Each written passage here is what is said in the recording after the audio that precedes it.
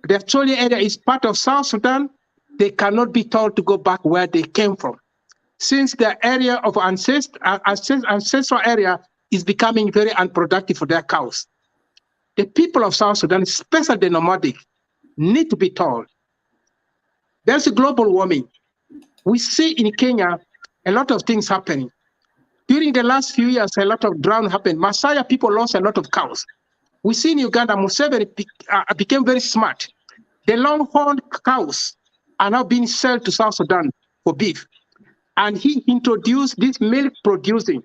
So instead of keeping maybe 5,000 cows by one person, if these people could be educated enough to sell this cow so that they can begin to buy some milk producing cow, this milk producing cow is going to be fed within 1 acre of land instead of moving 500 kilometers away from your ancestral area to come and cause devastation into other people's places. Unless these things are done, I think we shall have a problem. This illegal IDP must return to their countries, state of origin. Those who are coming to work with the NGOs, those who are coming to work with the government as National Army, teachers are welcome to come, but they should also not grab land by force. So these are, I think, 11 points that I want to make. And to finish with, the JEC, this illegally advisory committee that is advising president on ill points, this organization must be banned. As long as this organization is still functioning, people of South Sudan will not have peace because the advisors are not giving advice to Kiri. Kiri is taking advice from this illegal tribal advisory group that is advising him ill on the issue of nation building. The president should know that he's not president of one tribe. President is the president of 64 plus tribe of South Sudan. I think these are my point, Majazif. All right. So thank you very much. But I have only one question, and then I think we come to the conclusion about your points that what you raised.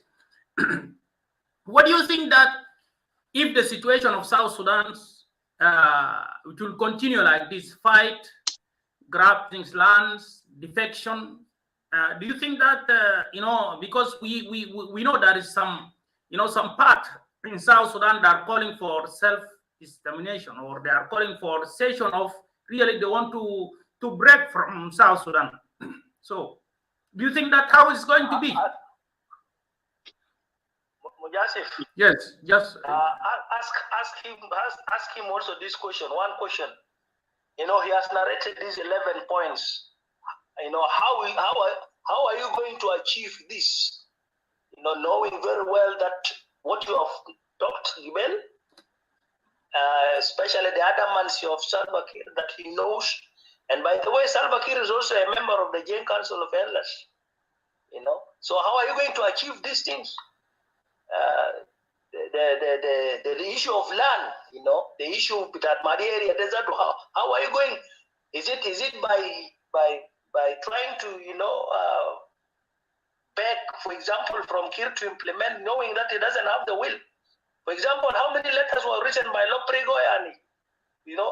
So I'm just interested to know, how are you going to achieve these things? Rather than just, it is good to talk, but okay, how are you going to implement it? That's my question. Yeah. So there is a question from Dominic, I think. I had the question. Okay. So I'm very clearly. I think Dominic should be able to answer that question as another person. How are we going to implement these 11 points? We are talking about the available option. These are my view that I think are available for the people of South Sudan to bring on table.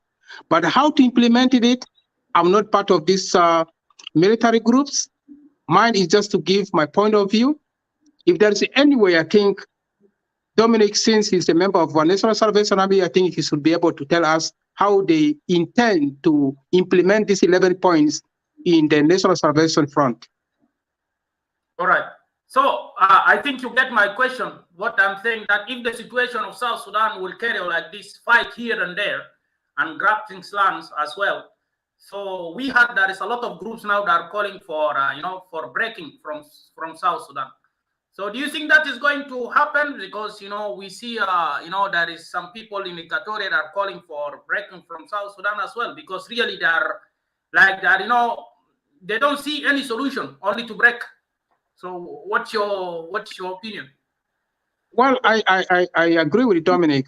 How are we going to, to implement the breakaway things?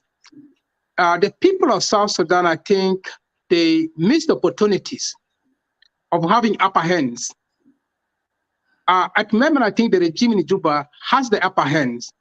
So for you to break away, or for you to initiate a system where the international community is going to recognize you to break away, is I think you should have also rebel groups or at least military wings that is fighting for the cost. The time for the people of South Sudan to break South Sudan into parts is gone. We missed opportunities.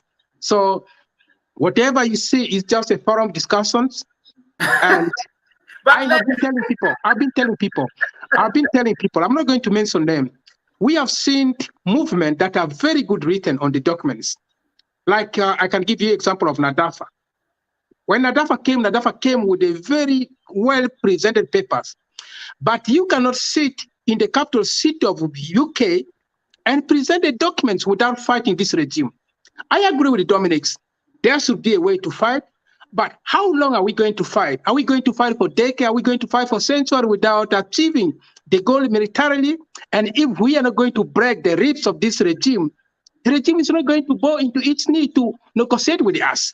So what I'm asking Dominic to do in the National Salvation Army is they should intensify the fight, even if the negotiation in Rome is still going on. That way, Kiri is going to panic. When you cut Juba Yei rate off, when you cut Juba Nimule way off, President Kiri is going to panic. As a rebel, I think you do not want to have a massive army. Organize guerrilla war. Attack this convoy. Don't target civilians. Target the military installations. Raiding them. Take gun. Take ammunition. When Martin King went to the bush, he went with 79 people. Today in my area, they are more than, I think, I don't know their numbers, but the number is maybe bigger than 20 times than that. When they raided Pageri barracks, until today, they are still carrying these new modern Israeli guns. They took those guns from the army. So Thomas Rilo and his groups would have been able to cut this small detach of the South Sudan People Defense Forces and take those ammunitions. This is how they should, work. You don't have to have massive number to capture a place. Raid those places. If you are not able to capture them, take those ammunition. The one that you cannot take, destroy them. And the government is going to feel the pain, inflict pain on them. So I think Majazif thinking about Equatoria is going to break away. On my Facebook, I have the map of Equatoria, yes. Since I think 10 years I put there, that this is my dream homeland. But is it achievable? It's not going to be achievable. The international community could not. Look at in Europe, the people of Barcelona. They have been fighting militarily. They have been attacking the military installations of the Spanish government, but now they denounce that rebellions. Politically, they are pursuing to become independent country, Barcelona in Spain, Barcelona. But the European Union say no. So it's not only just by mouth or by writing very good draft of papers that we are going to break away. We should have a reason to present to the international community what are our grievances for international community to support us. When South Sudan want to break away from Khartoum, the issue was very clear. The marginalization of the people of South Sudan for decades. That was why I think the international community was able to support us. Brother Gerison Amuda, thank you very much for that. But I would like also to tell the viewers, those who are in the Facebook and in YouTube, and also those who are listening in Clubhouse. By the way, it is not the National Salvation Front, those who are want to break. There is a group. There is a group. They call themselves Equatorians. Those who are calling for to break from South Sudan, and also there is a group also in Upper Nile. Those who are also calling for those for breaking up from South Sudan. So let's not mix things, because sometimes let me just make a very small point. Thomas Rilo is not a troublous person. When you look at the lineup of National Salvation Army, I think even he started from the area of Pibor. When you look at General Botrus, he's from Murule area. So I think to think Thomas Rilo is fighting to break away the Equatoria from South Sudan is not a true thing. So I think their agendas, their papers are very clear. They are fighting for the cause of the people of South Sudan. I think that is when he talked, we heard about those things, and we still hold up those papers. Yes. Yeah. So do you have something to conclude? Because I think we overcome all what we have tonight. And then I don't know, you will be with us here, and we'll join those who are in the, in the clubhouse, or I will bring like two person maybe in the Facebook, and then we'll go in the clubhouse. So, Brother Gerison Amuda, do you have something up there in your paper so that, would like to enlighten us as well? But I'm very interested about the human rights issues, because, the fight who is taking place, and we had that, the people, those who went and attacked people in Eastern Equatoria, they are wearing, the uniform of SSPDF. And how comes, Brother Gerison Amuda, all these atrocities, what the government is doing with the military, but the international community, it is just quiet? So what is going on?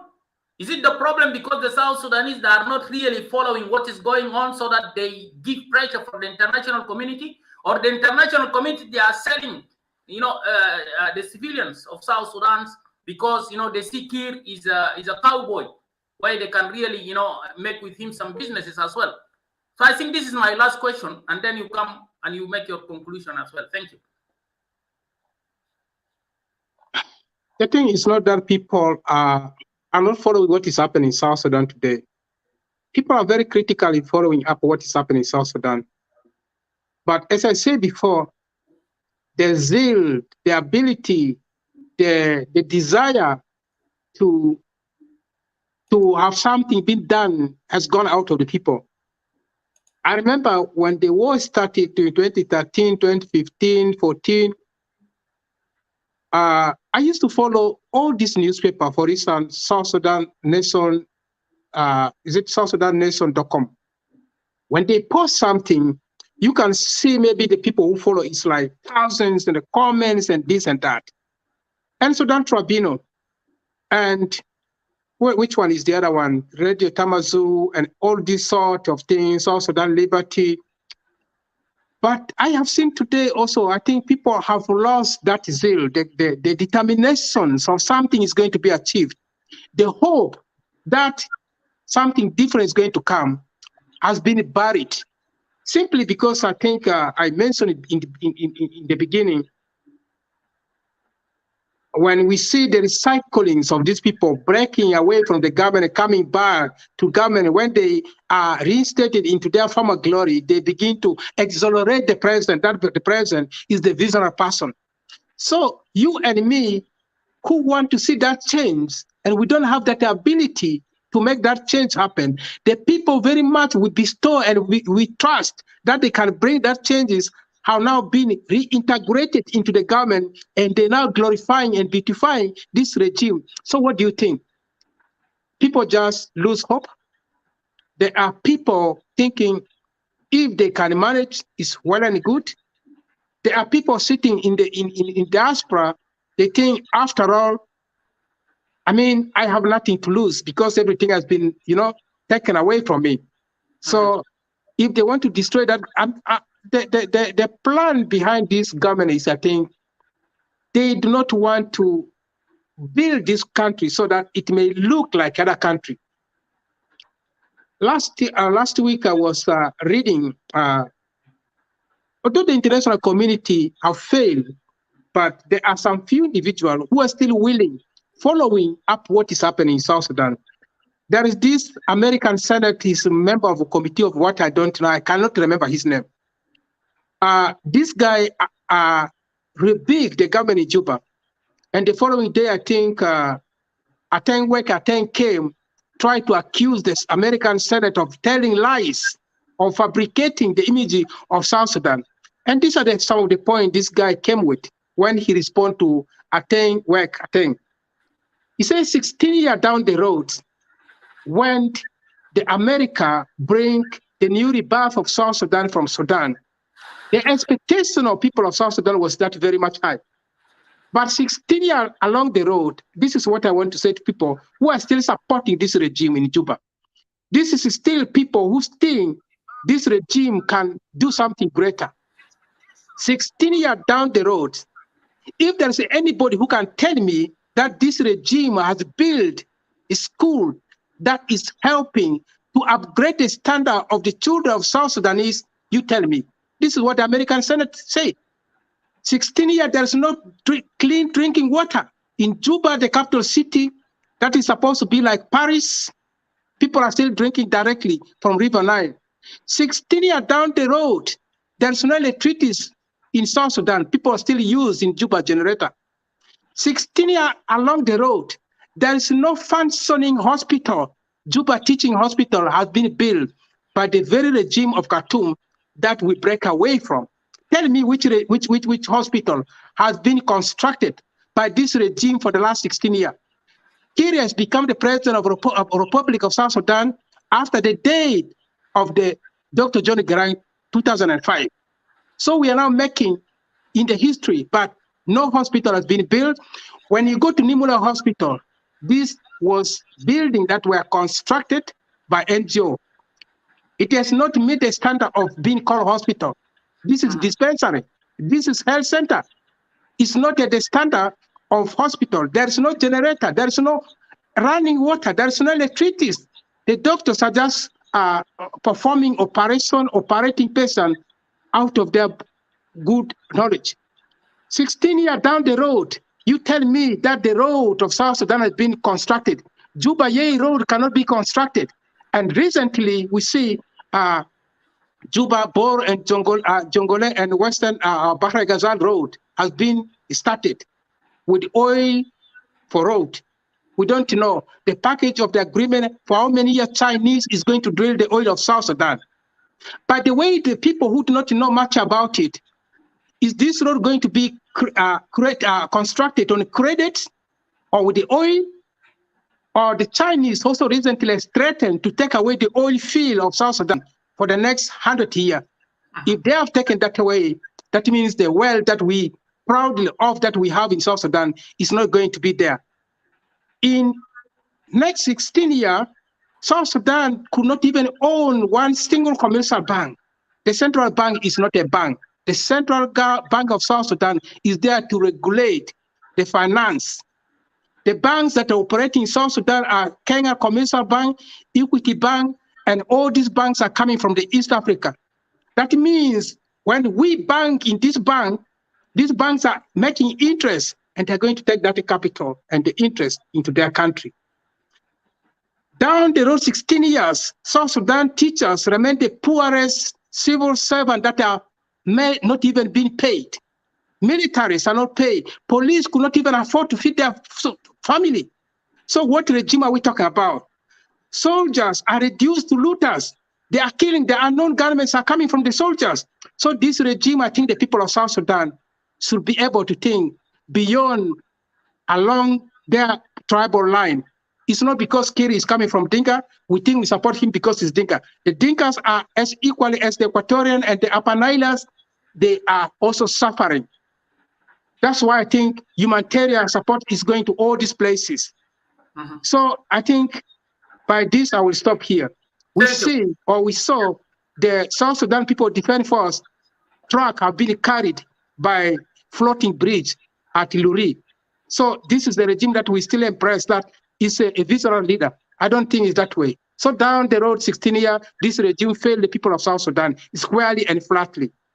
Yeah. Thank you. Anyway, the senator is called Senator Patrick Lea. So the one who wrote the letter, and Atenya Wek condemned him. So I would like also to welcome our brother and Dr. Andrew. Dr. Andrew Konga, you are most welcome. Long time, brother. You are here with us tonight. I really, happy to see you. But before to go to you, let me just give a chance to Brother Molwal in the clubhouse to give some comment for 3 minutes, and then Maulana Teresa, and then I will come to Dr. Yes, thank you.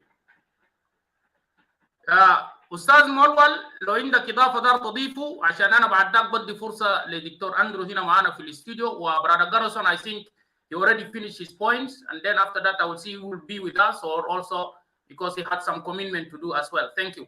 Brother Marwal, أنت كان قاعد أديك فرصة أنا.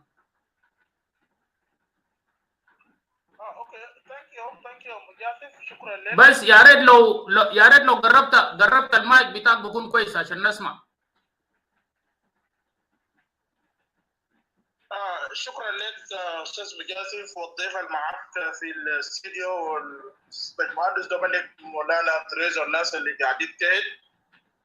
الحاجه اللي اضيفه في تعليق الزمن انت اللي اديتني له انه الدوله فقدت الهيبه بتاعته وفقدت السياده بتاعت الدوله. بقت جنوب السودان السجين بتاعه في حقوق الانسان بقت رقم واحد. جنوب السودان في تصنيف بتاعت الدول بقت رقم واحد من حيث الفساد. جنوب السودان اتضع دولة مؤسسات بتاعها مؤسسات تعبانة. بالمعنى ده كله بيجي بالاسم بتاع جنوب السودان، بالمعنى قاعد يكون خصما لاسم الدولة، بالمعنى انه الناس تفكر انها كيف تغير الوضع اللي موجود في جنوب السودان، لانه الدوله الوحيد على مستوى بتاعت شرق افريقيا اللي فيه الخمسه نواب، او ما في دوله فيه 5 نواب اللي هو اربع نواب لرئيس الجمهوريه. ما في دوله الدوله الوحيد اللي فيه البرلمان بتاعه فيه 550 عضو برلمان، بالمعنى بيدل على انه الحكومه الحركه والايو هم حريصين على تقسيم السلطه بدون ما يسعوا انه يبني دوله بتاعت المؤسسات. ويسأجري انا بتفق مع المتحدث النقاط اللي ورد حوله، وده الاضافه البسيطه انا كنت داير اضيفه لحد ما ننتقل كلاف هاوس بعد نشرح ونزيد النقاط اللي واحد مدون عليه. وشكرا مجازف. شكرا brother Malwal. I think he's totally agree with you in the 11 points that what you raised, because I know Amuda sometimes إلا بعربي بتاعنا هو he prefer English more, but I think he catch some points here and there. Sister Teresa, Maulana Teresa, if you would like to add something, and then after that we'll shift in the clubhouse, because Amuda, I think he already finished his points. And also I will come to Dominic if you would like to add something, and then we will end the show in the Facebook, and then we will shift to the clubhouse as well. Thank you. Yeah, first of all, thank you, Brother Majazif, and also want to greet all the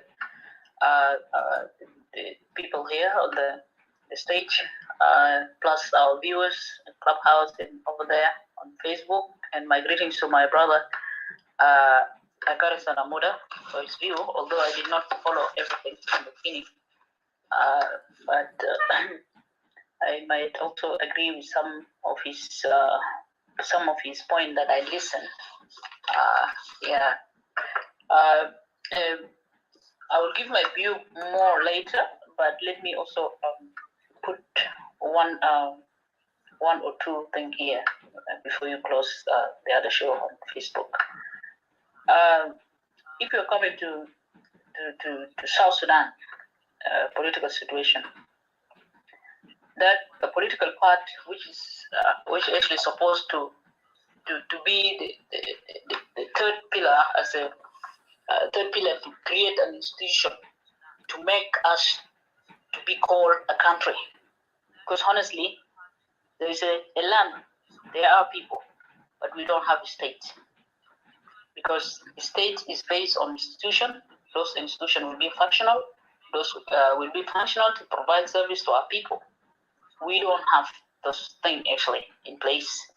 Because if you ask yourself as a South Sudanese right now, are you secure enough food-wise or even safety for you as a human being to survive Are you living in dignified life in your own country, whether even in your own village? Are you having a good education system for you or for the for your state or whatever, the boundaries or the administrative and division that we have? Are we really living as a one nation in solidarity? Are we having a vision of a state?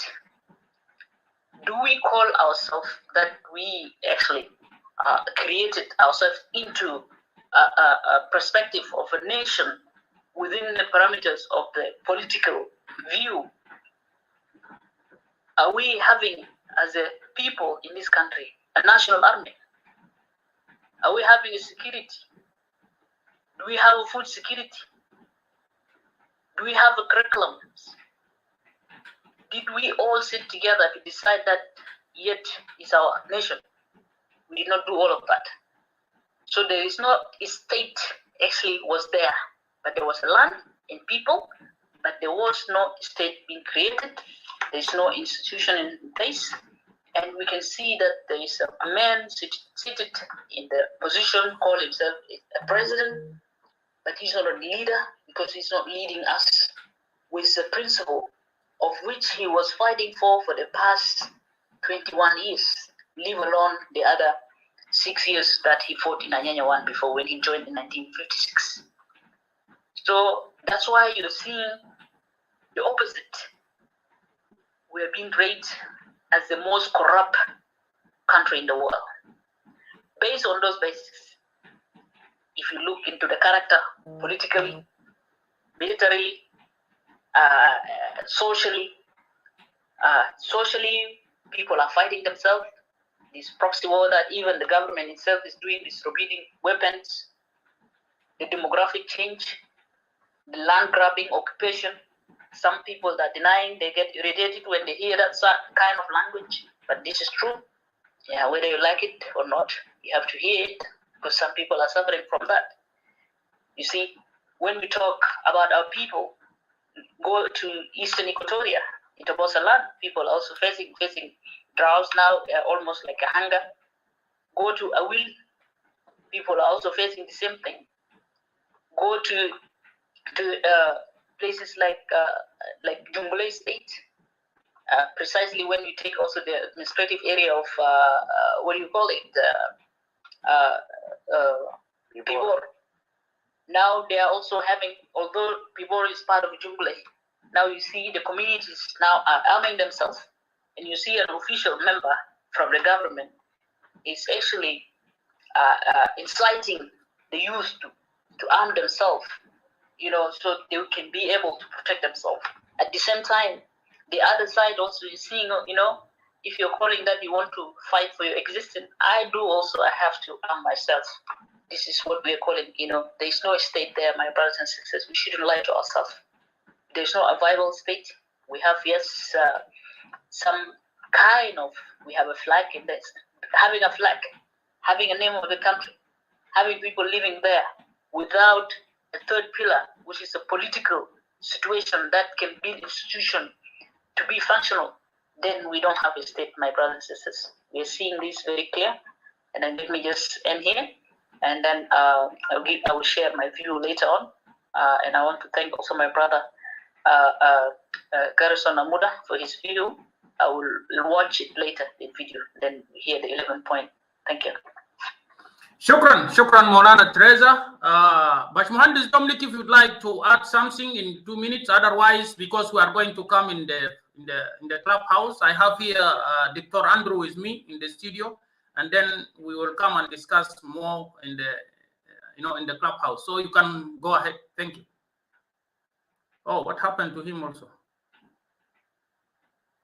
Okay. Yeah, it's okay. It's okay, Anna. Yeah, thank you. Let me thank Gerison Amuda for his presentations. I know there are certain things that we have to jump here and there, Ali, but I think it is in the line of what we were supposed to have it as a conversation and interjections here and there. Yeah, but his last words was true to the effect, because that is why there was actually a problem. I think the people of South Sudan should really ask this fundamental question: why was there a war in the first place? Or nobody liked the life of a bush. Nobody would wanted to fight in the bush. The fact that people went and fought in the bush is because there's something that is fundamental and structurally wrong about the regime that is in Juba, especially for those of us who have worked in this country. Like Teresa said, there's nothing called a government there. We have a bunch of cabals, bunch of looters, and people who doesn't have the country at heart. Okay, and people have staged this struggle, and we wanted to see to it that the struggle should reach to its a dignified end, and that is why we are talking about the fundamental root causes of the problem of this country. Now, when we are looking at this regime in Juba, we are looking at this regime in the same manner that we are looking at this regime of Sudan, and we are not going to the objectives of the struggle is to correct the things that are happening in this country, and therefore we are not going to surrender. And that is why we asked that how are you going to achieve those fundamental things that you have mentioned? They are very important. For example, the national dialogue, for that matter, the national dialogue resolution came out very clearly that Salva Kiir and Riek Machar are the root causes of the problem of this country, according to the Young Council of Elders. And some of their circle of Ansensaro get tragedy they are kept, and therefore they must exit power. Was it accepted by the regime in Cuba? No. Last but not the least, because we are going to come to the clubhouse. The objectivity, you see, momentums of a struggle builds up. And even the things that we are looking at our country, warrants that we don't have to take it light. For example, the issues of land, vis-a-vis the demographic change that we are seeing in Juba. We were in another room, and in that previous room, the likes of Joshua, who is actually the chairman of the Young Council of Elders, is already talking about the fact that the people should relocate from the jungle areas, and that place should be left to agriculture. And when you look at the pronunciations of these cattle herders, that they are going to sit anywhere, and they're not going to move, send some signals that their project to effect this demographic change is real. Mm-hmm. But the fundamental question, akin even to the floods of Jongola, can be solved. If the government can invest a lot of money. So we don't have government.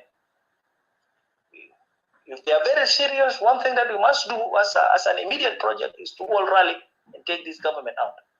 Then we can be able to put the other things into places. Mm-hmm. So we are not going to tie a struggle, with the government here, capturing towns and all this kind of stuff. And I said it before, because to capture a town is very easy, but to maintain that town, it is something else. So as a people of National Salvation Front, there was a lot of the defeat that happened to this government. A lot of towns have been captured, but that was not the objective, to maintain a town. So as people, you must also come and join the struggle so that together we can move. For those people in America, we are telling you that, work with your senators, like this Senator Leah. Already the likes of Joshua Dow is saying, you don't take this senator very light because of some of the things that the senators have said. That he is number 4 as a ranking member of a parliament for the Senate. So you people talk with your senators there. And if it means actually, contributing in any form and in kind, do so. But don't expect that things will unfold. Because the problems that are happening in our country affects each and every person. And not only these people that are really on the ground. The fact that we are outside these zones does not mean that we are safe. Because at the end of the day, where are we going to be burned? we definitely have to be buried. But today you look at places like Mogali and places like Abin Marudid. Those places have been taken out. It sends a lot of signals, of bad messages. So anyway, let me thank you anyway for your presentation. It was good.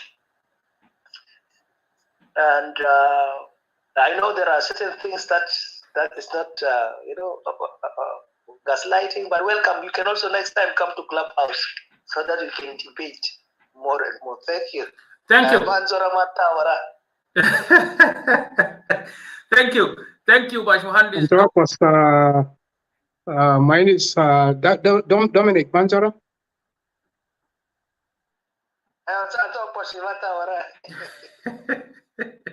All right. So, okay, that's funny. That's very good. And I'm very happy. We are all South Sudanese. We can differ in some points here and there. But the good thing that really we need peace in this country, so that we really want to have a healthy debate where everybody should go home peacefully without any fight. And, we would like, things to be, in the way how really we can see it in the West or in different countries. Development, peaceful discussion. لكن كده خلينا نجي والناس الموجودين في الكلاب هاوس لانه انا هقفل الفيسبوك. لكن قبل ما نقفل الفيسبوك انا هدي سيستر تريزا عندها اناونسمنت، لكن الاناونسمنت ده هتعمله بعد ما دكتور اندرو خلص من كلامه. لو دار يضيف حاجه للحديث بتاعت جيرسون. Brother Andrew, I think you can go ahead and add what you would like to add. And I'm very happy to see you again after a long time. And I will wish you Happy New Year. Anyway, it is February, but nice to see you again, fit and healthy. Very good. Can you hear me? Yeah, I can hear you very good. Go ahead. Thank you. Yeah, Brother Majazif. No, but before, do you have two devices? I think the device that appeared to you is like very, very late. And there's another. Try to close one because we had some echo issue, No, you can. Okay. Okay.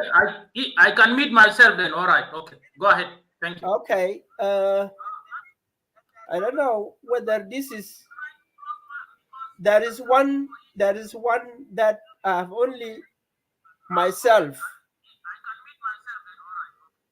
And when I speak to you as myself, I don't see the rest of you.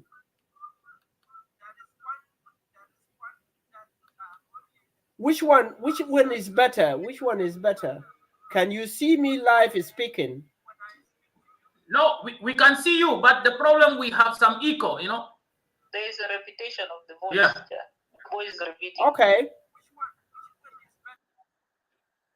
وتعرف هو خاشي باثنين لانه انت لما تفتح بكون في صفحتين مفتوحه في هنا في الجهاز. Anyway. Oh yes, you need to Yeah, him. Yeah, يطلع من واحد. Yes, exactly.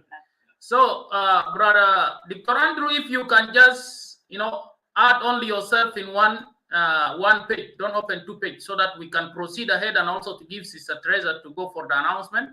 And then after that, we'll come to give Brother Gerison Amuda to conclude in 3 minutes, and then we end the show here in the Facebook. And hopefully, Brother Gerison Amuda, I send you, the link where you can follow us also in the clubhouse, and then also you can go there and people, to hear you as well, like the presentation that what you presented today in the Facebook as well. So. Yeah, but before him to go, I can just give you a chance to go for 3 minutes, and then we proceed ahead. Thank you. Brother Gerison Amuda. Yes, please.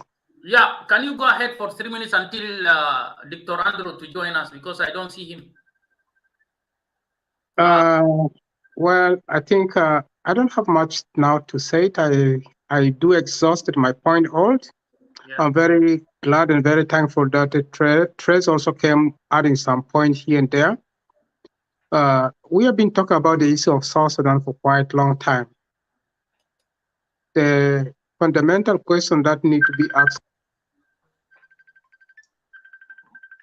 Sorry, this guy is calling me. Yeah, just one second. Can you hear me still? Yeah, I hear you, but I think brother Andrew want to join us through Messenger. It's okay. Give him the opportunity to come. Yeah, just let me see, because it's difficult for him to come through that. I don't know what is going on. Yeah, but it's a little bit complicated. I don't know why it's not coming. Yeah, I don't see him now. Maybe I will call him later. I will try to call him. Brother Gerison, you can just continue. Thank you. It's so much disappointing to have the war that dragged for 8 years going to the 9 years. The people of South Sudan have, I think, taken the burden on their hands, on their heads. And I think the only thing that is remaining is we pray and we hope maybe the divine power can take its stand and peace will come to South Sudan. Because, as I said, distractions were done and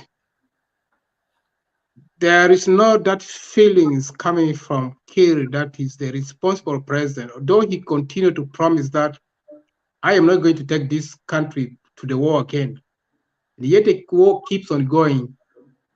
Children that are supposed to be learning in schools, they miss their school chance.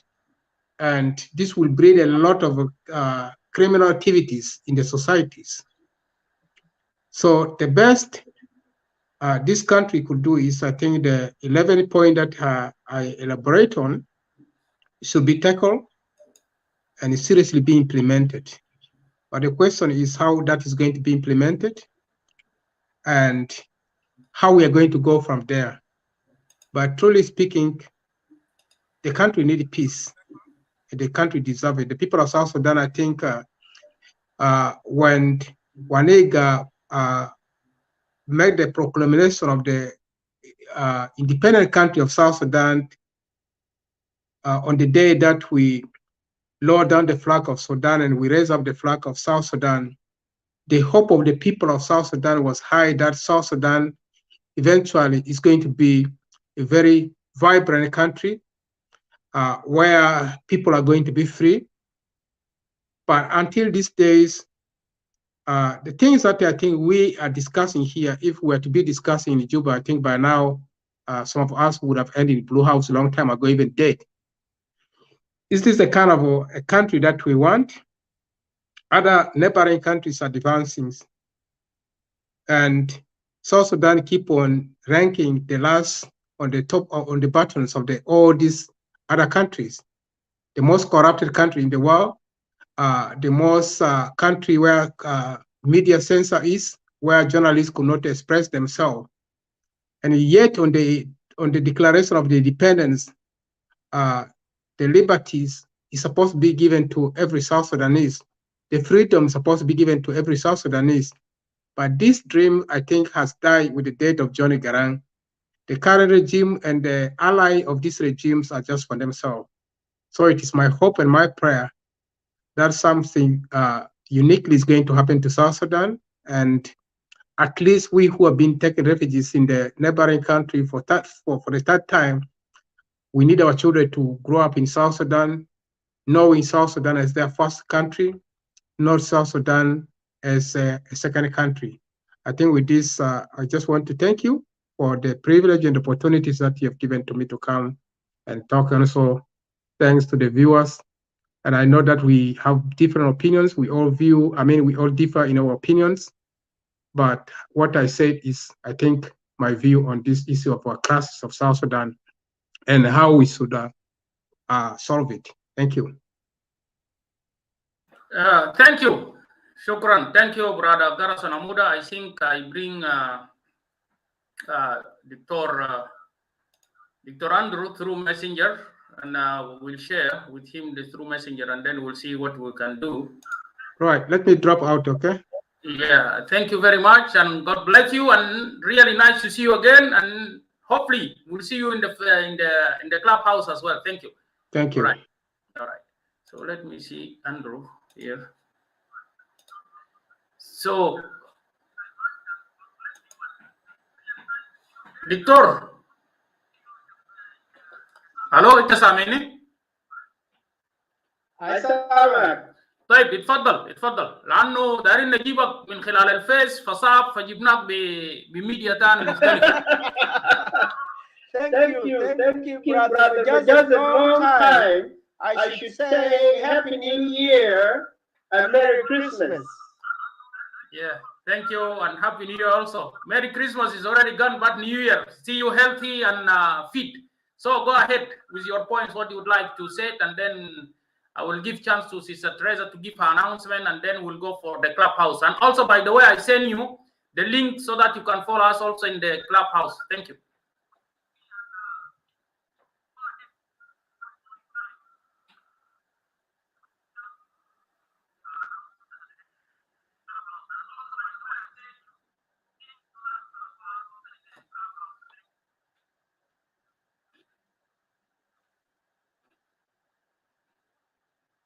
Brother Majazif.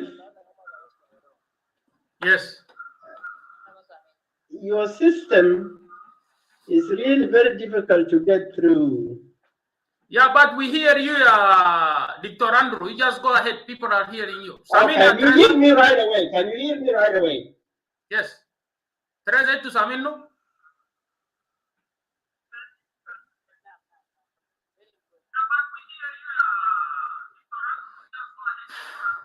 It's very difficult.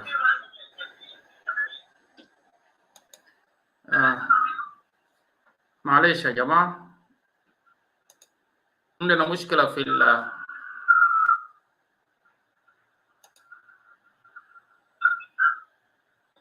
Okay. Yeah, but I don't think we'll go like this because it's not working. It's not working. ده لخبط هنا كله حتى أنا ذاته ما سامعكم كويس فإلا أنا نطلع ونرجع تاني. Sister Teresa, hello? Hello. Yes. Hello. تفضل يا أندرو تفضل. Brother Majazif, for a long time, I really love to contribute, and if your viewers can hear live, that was echoing, and that was a problem. Can you hear me now? I hear you, Dr. Andrew. All right.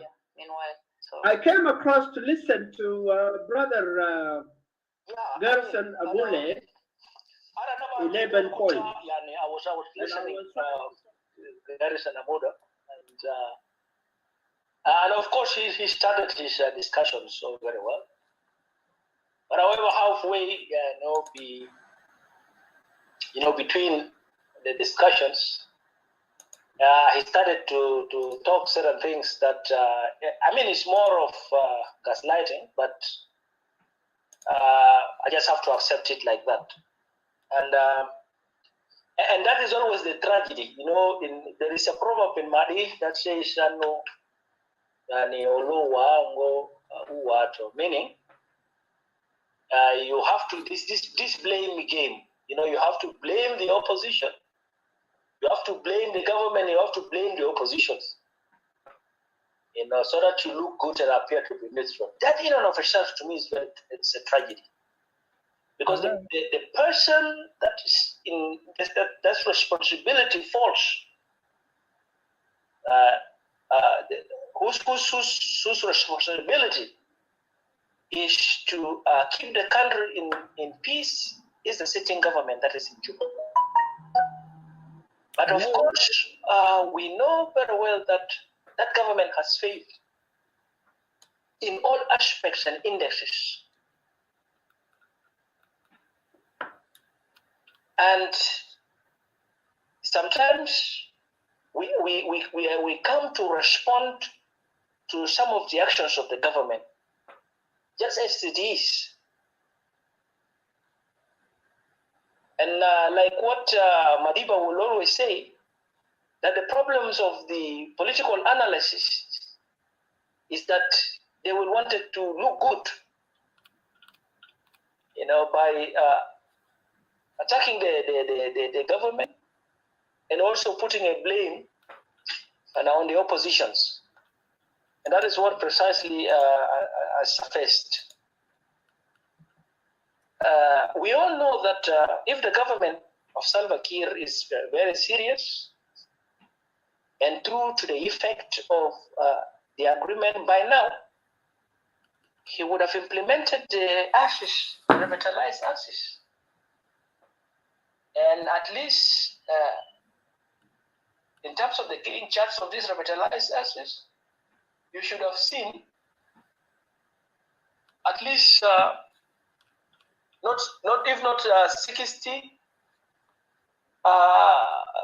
70% or 80% of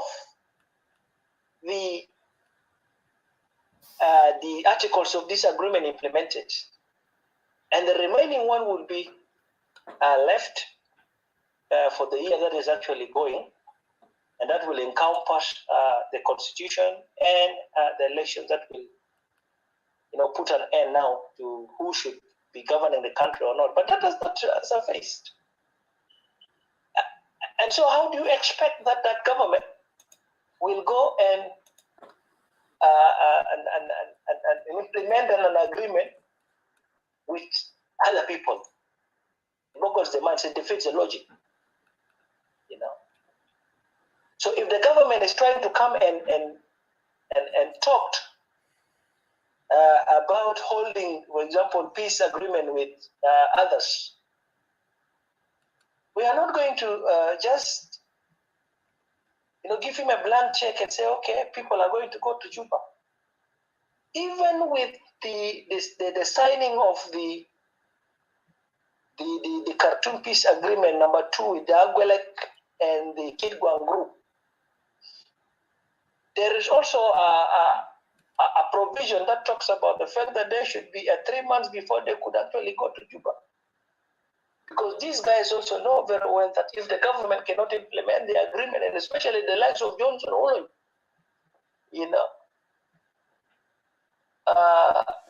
that he was being refused to be the governor of Upper Nile. If the government is actually interested to keep these two people apart from being members of the IO, he would have done it tactically and in such a way that he detaches these people from themselves. But the idea is not that. The idea is bigger than what these guys would have seen. But again, even the element of the dueness, because we've been following whatever had happened in that agreement. So that agreement shouldn't be looked outside the context of the holistic game of the government that he wanted to do an arbitrary elections akin to what the Museveni has done. That is the desire, that is the intention.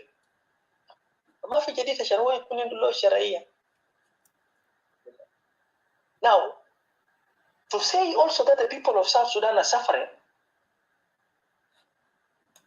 but the people of South Sudan were suffering even before the 2013. In fact, 2013 was a recipe of the same voices that were asking for the fact that the country is not going very well. We need to bring a change. So the element of the ethnic divide was there even in 2013. The element of corruption was there in 2013. The unknown government was there, in 2000, before 2013. The intercommunal clashes were there. In fact, our people, as a result of this comprehensive peace agreement, were never saved. So when this war came, it cemented everything that had happened of a failure of a government.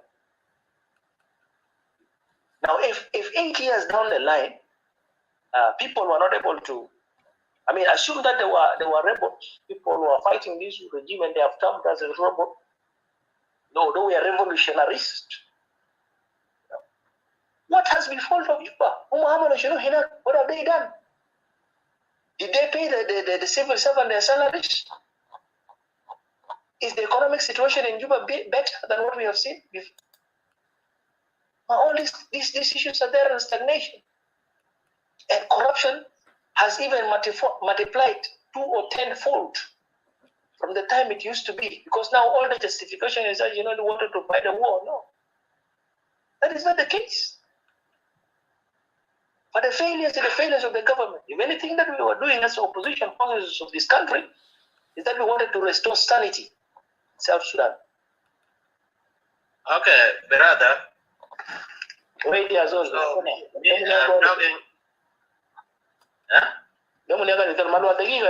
Who is talking that?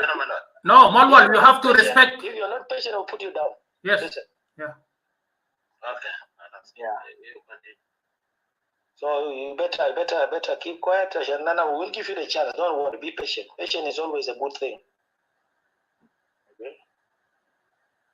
So what I'm trying to say, as an entry to this discussion is that we have this regime in Juba. The regime is actually the sole regime that is actually responsible for the current dispensation that is happening in our country. And the failures, because they have also failed to even restore. At least give the people of that are happening and living in Juba. In Bor, in Malakal, all these areas are hope that there is peace. Even when Riek Machar went to Juba, Riek Machar didn't go to Juba with the intention of fighting a war. But look at what has befallen him. Today the guy is at house arrest. But they are no more do. He told Riek Machar,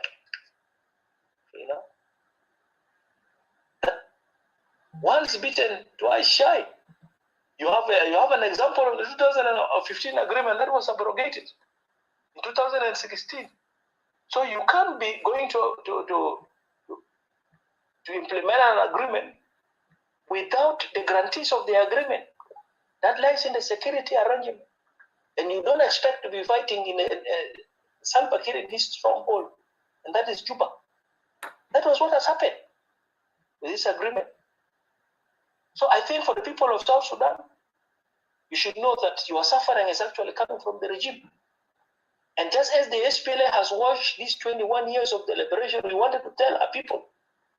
And I remember there was a conference that was made by the governor then, Clement Wanikonga, when the OI war started first in 2013.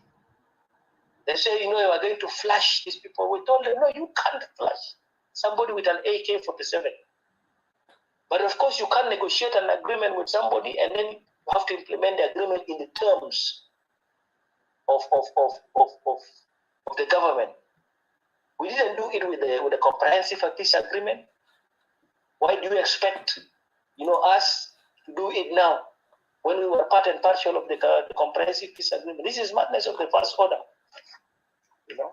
So some of our people and brothers and sisters, this argument of ad misericordium, the miserable argument of trying to appeal to the emotions of people that the people are suffering, let us better solve the problem. Let there be an acknowledgement from the government that we need to solve the fundamental root causes of the problem. We will restore dignity to our people. Period. Because otherwise, the government will continue to put you in the same situation unabated. And whether you like it or not, there's going to be a war again. So we wanted, let this war be the end of wars in South Sudan. And if the government is resisting to it, we are telling you that the determinations of the people of South Sudan to resist will continue to be there. Salva Kiir Hayamut, Riek Machar Hayamut, everybody will die and the struggle will continue until our people will gain independence from such a regime. And if you people are not very serious, what happened in Sudan, and South Sudan will come. And that is why we in the summer are proposing addressment of the fundamental root causes of the problem and a system of governance. Then we are talking about federal system. So Teresa, let me stop here and I give you the chance, and then from there we can move. دومينيك باشمهندس دومينيك ممكن نستاذن منكم. انا ما اعرف نشوف دلاس اخر فرصه لهنا دكتور اندرو كان ما يشتغل نخلي تريزا يعمل الاعلان بتاعه وبعدها نقفل الفيسبوك. So Dr. Andrew, let's try the last time. If it's not working, then I'm sorry, I cannot do more than this. Are you hearing me? Yeah, I do. I do.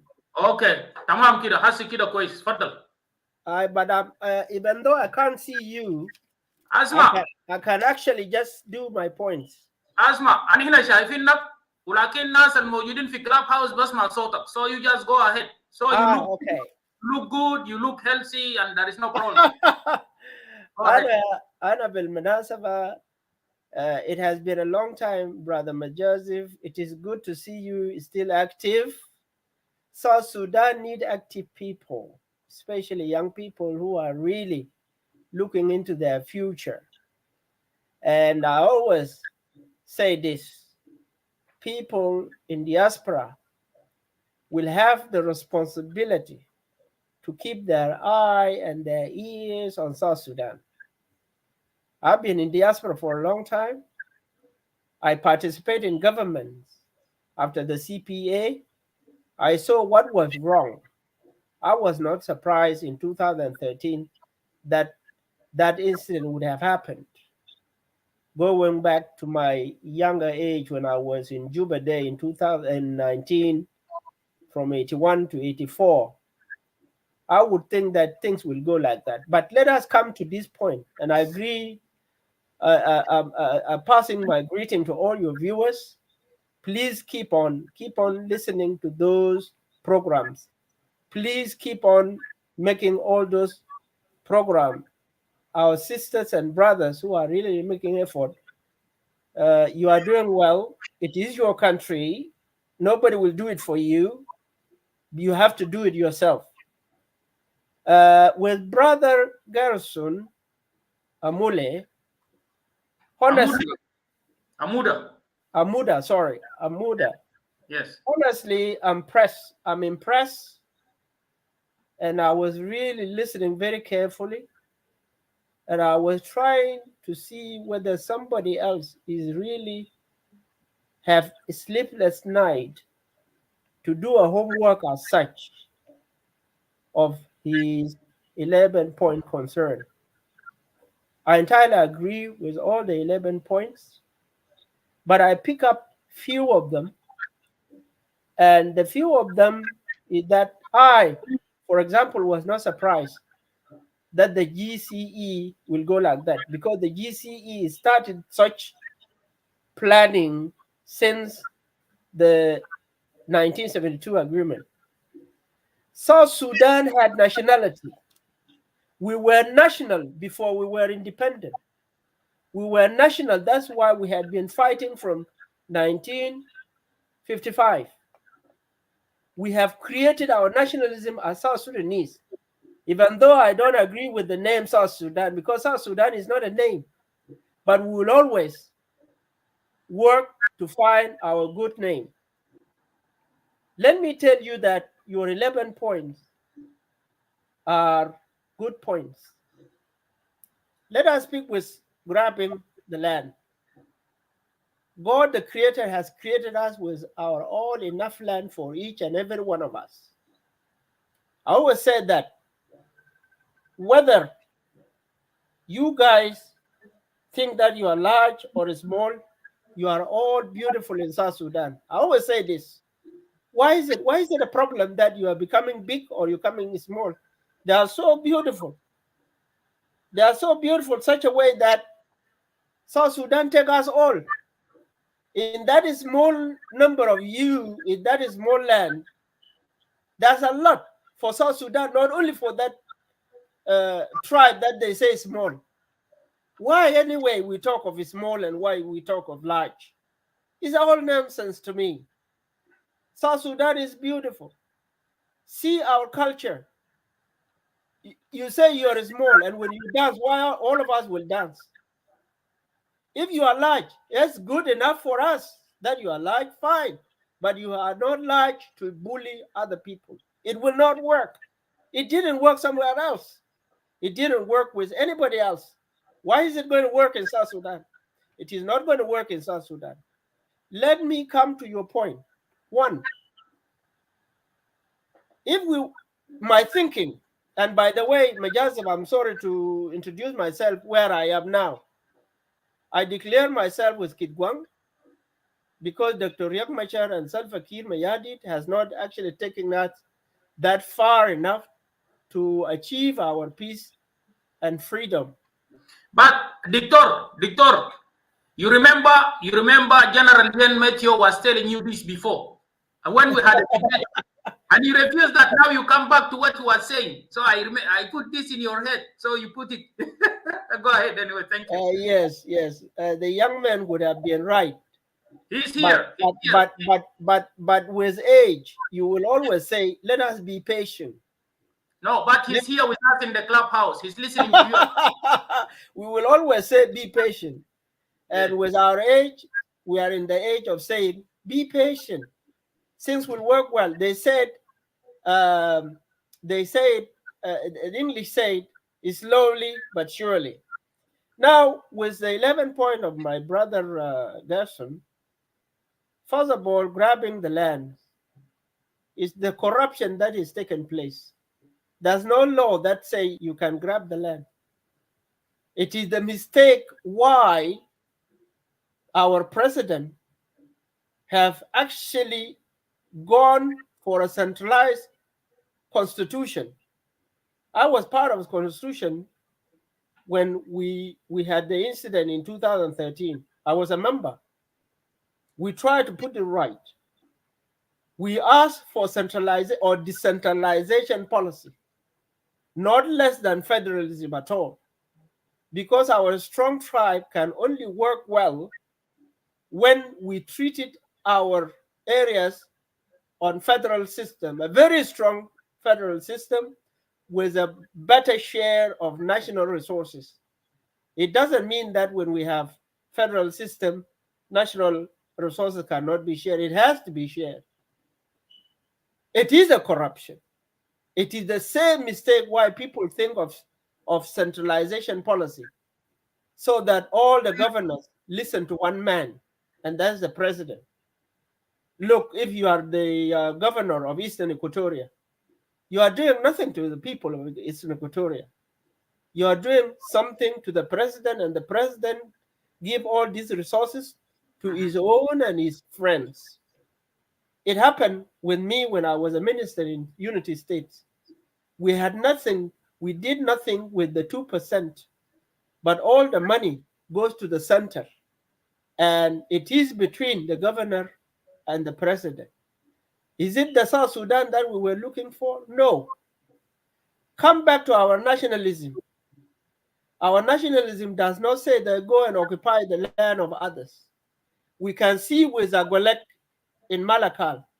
Why it has to go back to how many years saying that, oh, the land was ours. Oh, now we had the power. Oh, now we can take over. Really? Really? You want to take the land? Because in how many years ago it was your whatever. We are talking about the 1956 border. If we were talking about 300 years ago, we will find ourselves in Egypt because we were the pharaohs. But we said, according to CPA, we scale it down to what? To 1956. We could claim 1956, yes. Yes, yes. But we could claim Khartoum. Why didn't we go that far? It's because we said, okay, enough is enough. Because the Northern Sudanese are actually the separatists. When we discovered that in 1955, that the North is taking us so far, calling us Arabs, and the country must be Islamic State in that large African country, we say no. If we are not recognized as our own culture and tradition, balash, whatever it is, the Arabs don't even recognize Sudanese North as an Arabs anyway. So we had the chance of getting separation, and we are separated. We were nationals. We were national in Khartoum. We never differentiate whether you are from East Equatoria or Northern Upper Nile or whatever where. a Dinka or a Nuer or a Murle or Lutuko or Pujulu. We never distinguish ourselves that way. We were South Sudanese. We were national. We vote for 98.8%, right? And that is greater indeed only when the GCE took over. And by the way, the GCE up to date, they believe in unification of Sudan if you are not careful. They want to say now, oh, South Sudan has failed after they destroyed, and they want to, and actually they went back to Bashir, and you have heard that in the media, and Bashir was saying, oh, after you have taken it, after you have destroyed, and you want to say you want to come back, to hell with you. That was Bashir saying this. Now I'm taking you too far away from the point of my brother Gerison. I would tell him that congratulations on that point. There were 32 states, the 32 states from 10 were actually land grabbing. How many land grab and are next to others? It was land grabbing. Leave alone Juba. Why everybody has to go to Juba anyway? The officials or the staff of the national government are known anyway. You cannot go to Juba and stay in Juba and grab land, or go in anywhere in South Sudan and grab land. You are working any part of South Sudan, yes, you could be entitled of having a plot of land, not grabbing land by force as we saw. I am aware of this, and I tried to help when I was in Juba, because my father-in-law, who had Mia Usaba, were farm bitat bigura alo shunu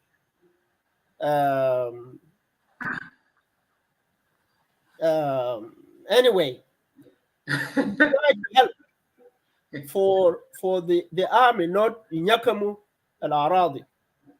It didn't work because this came from the top. You are right, land should not be grabbed. It is part of corruption. As we fight for corruption, against corruption, this thing will put in place anyway. There will be no grabbing the land. For anybody who calls for a separation, was it easy for us? It was over 50 years to get independent of South Sudan. I don't think there's anybody that will say we want to be independent.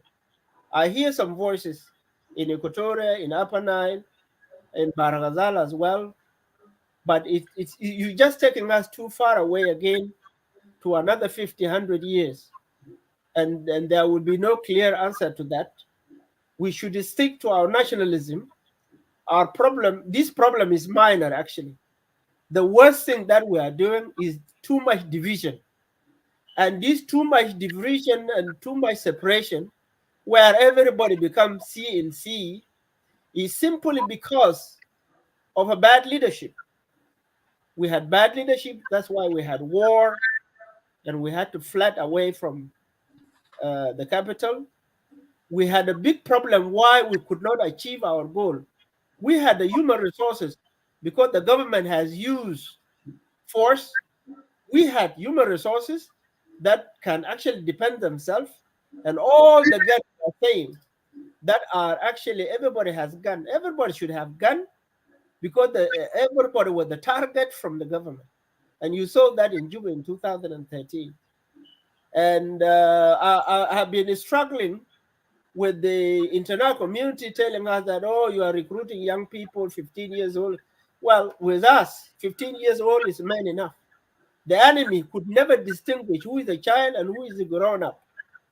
The government has been actually murdering the children.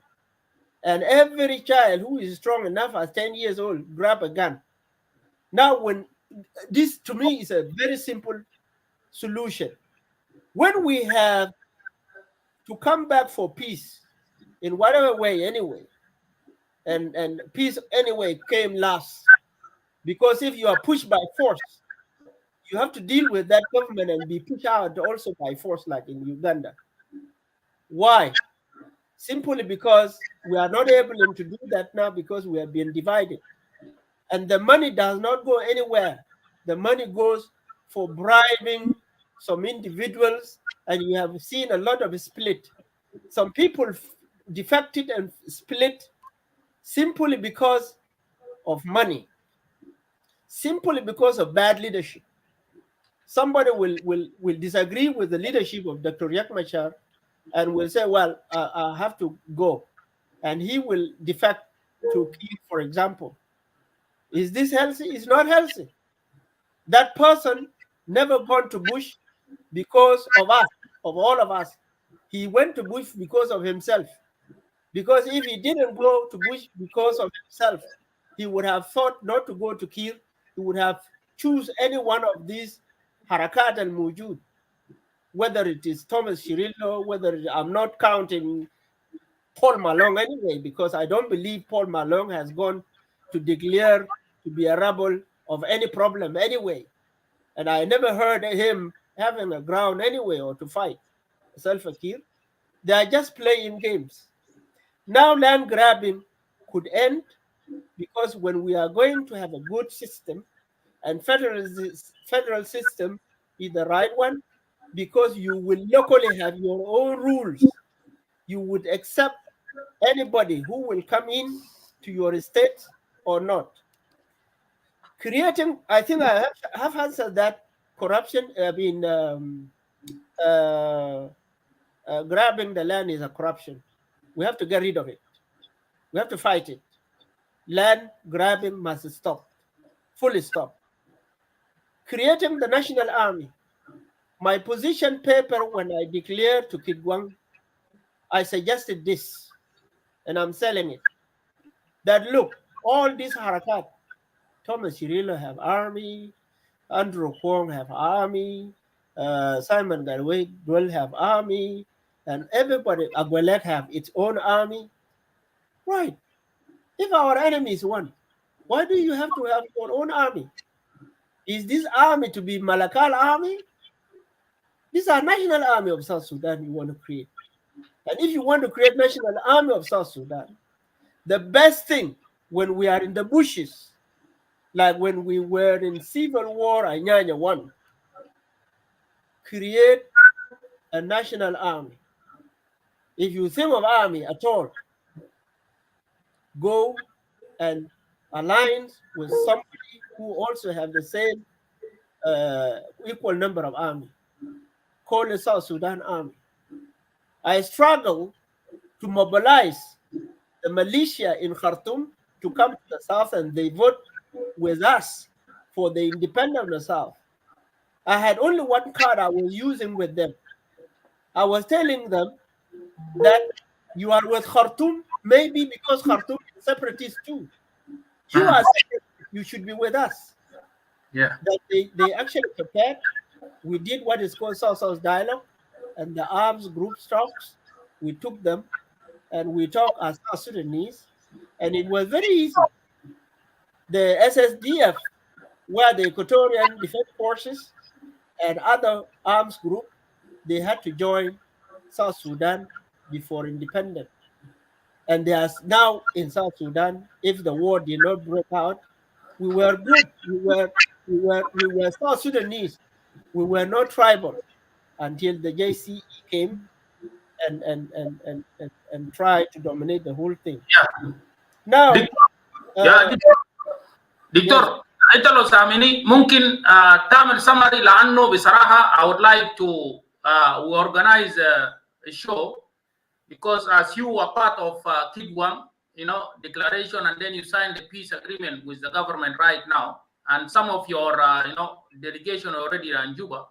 I'm very interested, and also the team, our team will be interested that if we can host you, and then we'll have a general interview, and we'll touch some issues about Sudan, and also to talk about the agreement that what you signed with the government. And I think that will be good. But today, if you can summarize for us some points, and then let me summarize. And then, by the way, there is greetings from Molana Teresa. She greet you and said that to send greetings for you. Oh, thank you very much. Yeah, go ahead. Yeah, thank you. I wish her well in the new year and in her program too. Okay, let me summarize. So with the creation of South Sudanese National Army, while we are still struggling in the bush, please let us join whoever with military wing and let us alliance. Alliances are easy. Even America doesn't need alliances. America will always talk of European allies if they want to address an issue, whether political or militarily. Why can't in South Sudan create alliances? Bring our army together. And what is it? Why do you want to have your own army? Let us create army from the bush, by the way. And let us come in home, because the government anyway has tribal militia. The government will have choice, because if we come in a national army, all 64 tribes, the government will think twice. Fully stop with that. Because you know what? When George Washington created the federal arm of the United States of America, he called it all the militia into the federal army, whether you be actually likely to continue or to be extracted. The most important was bringing arm. And one part of the point Gerson was saying of disarmament, DDR, you don't do DDR violently. It will not work in South Sudan. You will do DRR by persuasion. Bring all the militia into what you think will be a national army. If he's old, he has brought in a gun. Then you give him some incentive. If he's disabled, he has brought in a gun. You will actually compensate for him to go home, have a shop, dig a farm, buy a cow. Why don't you do that? George Washington did it, and he succeeded. So this is about the army. We can continue debate on that. Yeah. The other thing I mentioned about the federal system, the only system that will work with us, because we are strong in our tribal sections, federalism will work well with us. The Young Council of Elders, by the way, they have destroyed the South, and you can see they are running away from Salva Kiir now. And I'm telling you the truth. No Dinka has actually nominated anyone to represent them. They are the representative of themselves.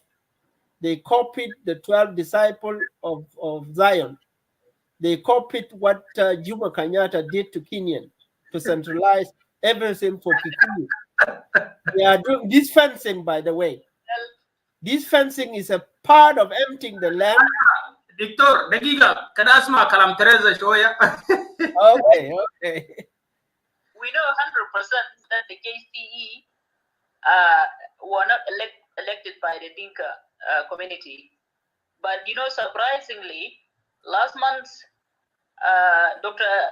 Aldo Ajo said, you know, the co-chair of Young Council of Elders, he said, every Dinka that will say they are not representing them, they are cowards.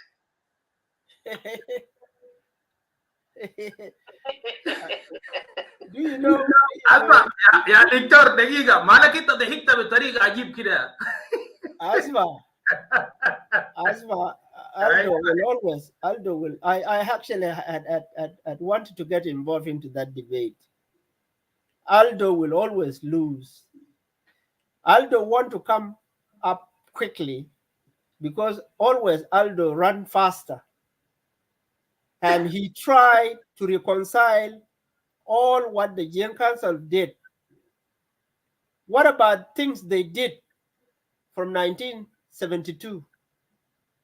Why the president of the Executive Council could have been the leader of Anyanya 1 if it was not going to be General Joseph Lago? It could have been any one of politicians with the Anyanya. There was Joseph Odugo there. There were too many politicians that could have been the president, but it was manipulated. Why do you think Joseph Garang died? Nimeri killed him. Who killed Joseph Garang? You know, people use other powers to destroy us. You know, And after the South is destroyed, people will think of annexing the part of the South to the North. Some land has been signed for the North to take them, simply because the North will stand with them. Listen, when we were in SPLA-IO, if the government of Sudan was helping us, will it take 7 days really for Juba to stand? I mean, the government of President Kiir would have not stayed 7 days because we had human resources. And if not because of Yoweri Museveni, Yoweri Museveni came fully. Actually, the leader of South Sudan is Yoweri Museveni, and all the money goes to Yoweri Museveni. Go to Kampala, Uganda. You will find there is a spell of highway from Entebbe to anywhere to the center. It was different when I went last. These were the money of South Sudan. So this is another thing to talk about. Aldo can never change things. We know what was happening. There were no Nuer elders even. We never created anything called Nuer elders. When I was in England here in early 90s, I was asking the elders. I talked to one of the elders. But by the way, why don't we create the 12 elders of South Sudan? 4 from each region, for example. Somebody was telling me, no. It cannot happen. Immediately after 1 year, I heard in London that there were elders of GM Council of Elders. From these people, the elders I talked to. So from the idea of creating the 12 elders of South Sudan, where Upper Nile is 4 and Equatorial 4, and for example, Baragazal 4, it came out to be a GM Council of Elders. So we cannot be Southern Sudanese in the day, and some people at night will go and sit down for how one tribe can dominate South Sudan. It will not work. I've been telling my friends it's not going to work. And I better advise our brothers, Dinka, to distance themselves from such GM Council of Elders. They have destroyed the South anyway already. So finally, Brother Majazif, I entirely agree with the point of Brother Gerson, and I advise him to continue to develop them. In any debate, please bring them up. And next time, if you want me to talk about Agwelex and why we declared the Kidwang, some of it anyway. I will be very happy to share with your viewers. Very good. Thank you very much. But before you to go, I think Maulana Teresa want to interject something, and then I will. Yeah, go ahead. Yeah, Ustaz Andrew, thank you for your view, and I appreciate that you're doing well, and Happy New Year to you as well. Thank you very much. Yeah, so you just said that, and you confirmed that there is no any other elders, like they formed themselves, rather only the JCE. But each time they are coming here on the clubhouse, the two JCE Council of Elders, they call the two co-chairs as well, Aldo Ajo and Joshua Dow. They always emphasize that there is a GM council, or there is a council from other tribes, which we actually, in our knowledge, there is no any other council except the JCE. They also emphasize that there is also Nuer Council. And surprisingly, Ambassador Gordon Boy was saying that there is a Nuer Council of Elders, and the leader of the Nuer Council of Elders is General James Husmai. What can you tell us? First of all, my sister Teresa. First of all, somebody like Gordon Boy is just a spoiled boy. It's just a spoiled boy. It's just a spoiled boy. I don't, honestly, I don't want to talk about Gordon Boy because maybe a bit of it. Gordon Boy joined us when we were South Sudan Democratic Forum. Our patron was Bona Malawal, and we were South Sudanese. Our chairperson was Martin Elia Lomoro. I was the Secretary General. Mayom Kwoj Malek was the deputy. He was our chairperson in Canada. Because this boy is completely reckless, he went and insulted the government of Sudan. I don't know for what reason. We were part of the 30% of South Sudanese that were actually participating in the government of national unity in the CPA. So I think he was dismissed simply because he was not doing very well by writing things and all those kind of things.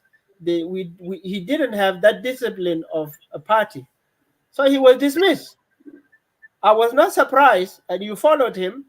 One time he declared himself in a video. He said he was like took over from President Kiir, and they're just sharing because he is being used against his own people, against Nuer. That is why he's being made an ambassador. Does he do any work of an ambassador? Does he behave an ambassador? Is he a qualified ambassador? I don't think so.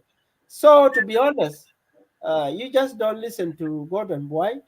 And why should it be anyway? The chairperson of elders of the Nuer is like James was my when the Nuer people were slaughtered and murdered, and he was the chief of his staff. And by the way, he was pushing the bodyguards of Dr. Riek Machar, pushing the bodyguards out of Bill Farm and out of Jabal Garrison. So the Nuer were fighting Nuer in Garrison when the Dotkaban militia were knocking door to door, you know, and his close cousin was killed. He was just murdered. And they were actually planning to kill him even, simply because he was a Nuer. And if I tell you a bit of this, the reason the Dinkas are our cousins. We know their thought, we know what they think.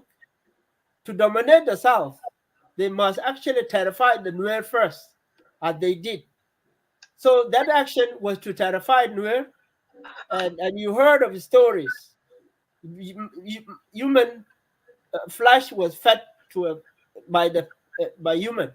So here, don't listen to them. We didn't have elders of Nuer. They can draw their number, and I'm not aware of any Nuer elders.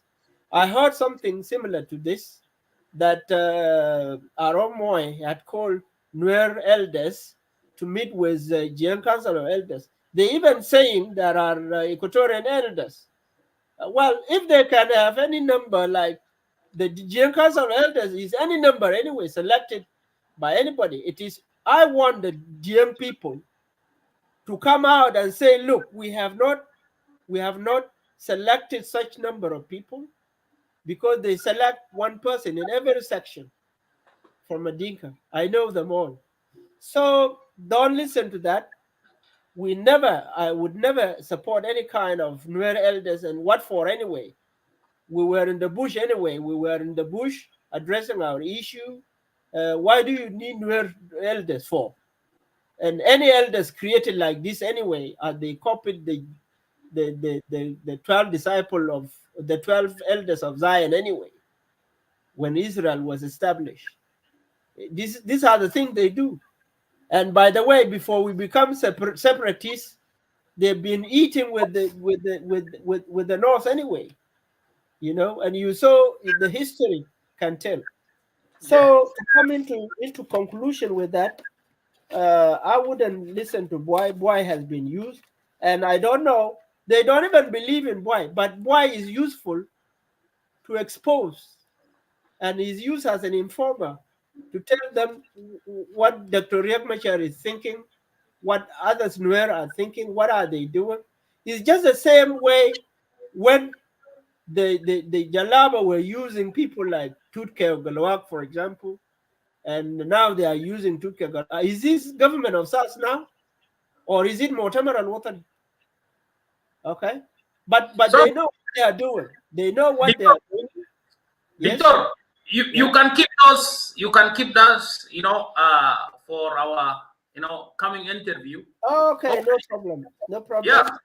Hopefully, we have a lot of files to discuss with you, and Yes. we are very interested also what you guys are hiding in Kudwang declaration, and then you sign the peace very fast. Also, we are very interested to come and listen to you. Yes, that's no problem. And to put you in the hot seat. Anyway, so that Well, I will put some water under that hot seat anyway. All right, thank you very much. You're welcome. Sister Teresa, if you would like to go for the announcement, because I will end the show in the Facebook, and then we'll continue in the clubhouse. Dictor, نشكرك. شكرا.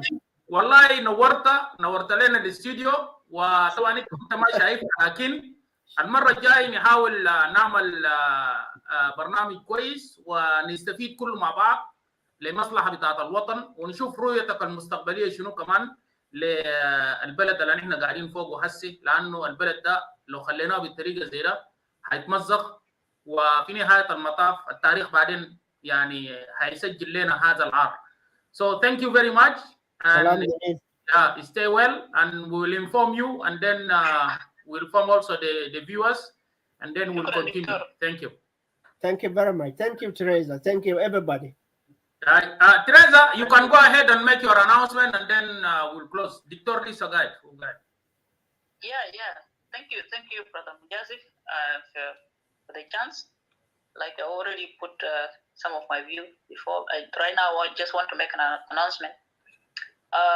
On Sunday, on our diversity, and we will host here in Clubhouse. We will host the spokesperson of us, Mr. Samuel Manasa. He will come and also talk about the status quo in Republic of South Sudan. He will speak about so many issues. This will be on Sunday at 4 o'clock the European time. Will be at 5 o'clock South Sudanese or Juba local time, and then for the rest of the other countries, they can just check the time zone at their end, and then they will compare. Tomorrow, by grace, if I have enough energy, I will maybe come and review some of the propaganda that's been going on, and I've seen the supporters of the JCE and also those security agents on Facebook and Clubhouse here that make propaganda against us, which they took that the yellow newspaper that actually turned the 4 people to be 1,500, illusion. We will come back and respond to the old propaganda, and also with a lot of evidence. Thank you, Brother Majazif. Thank you مولانا تريزا. نشكر اول حاجه استاذ جرسون عموده اللي كان معنا هنا في الاستوديو في الكلاو في الفيسبوك، ونشكر دكتور اندرو معنا فتره طويل ما شفناك، لكن يعني ابحرتنا الليله كمان، و this is a very good spirit. Also always you are available to come and join us. This is very good. I would like also to send my greetings for all the viewers of the Voice of Kush, those who are in the Facebook and those who are in the Clubhouse, and also those who are in YouTube. So hopefully we are going to end the show in the Facebook, and we continue with Brother Dominic there, moderator, and Teresa, and Brother Ustaz Malwal in the Clubhouse, and then you can take over there and you continue with the discussion. And I think Dominic had already what Brother Gerison Amuda spoke out, and also Dr. Andrew. Then you can make refreshment for the room, and then you guys continue there, and then I will join you within 5 minutes. Thank you very much, and God bless you all. Those who are watching us, shukran jazilan. Victor, ma'asalama.